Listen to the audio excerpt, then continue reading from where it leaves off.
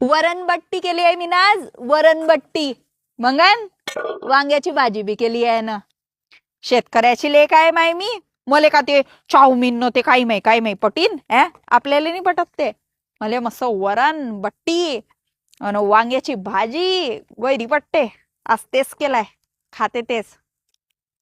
शेतकऱ्याची लेक आहे माय बाप. आता काही नाही आहे. गरज जोयून पाहिलाय मी ना शेतकऱ्याचं जीवन.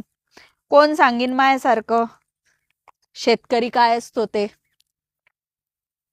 शेती ना नोकरीसारखं नाहीये की सकाळी 9 वाजता गेलं, संध्याकाळी 5 वाजता आलं आणि महिन्याचा आपल्याला पगार भेटला.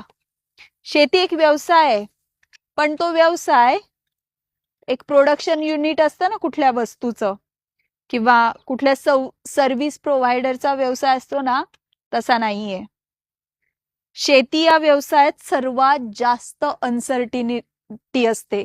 शेतकऱ्याचं मन कुठे असतं ते त्यालाच माहिती. किती ग्रासलेलं असतं ते त्यालाच माहिती.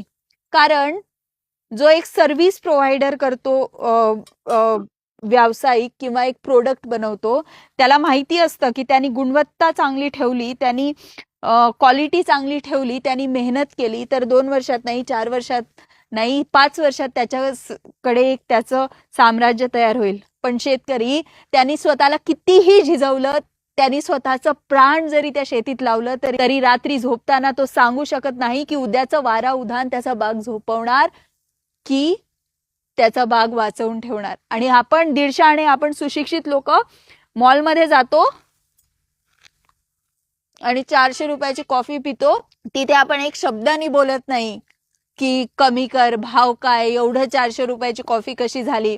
पण 20 रुपयाची मेथी जर 40 रुपयाला विकली ना शेतकऱ्यांनी, तर आपण तिथे हुज्जत घालतो, आपण तिथे भाव करतो आणि ती मेथी 30 रुपयाला घेतो. शेतकरी आहे ना म्हणून आता हे अन्न ताटात दिसतंय.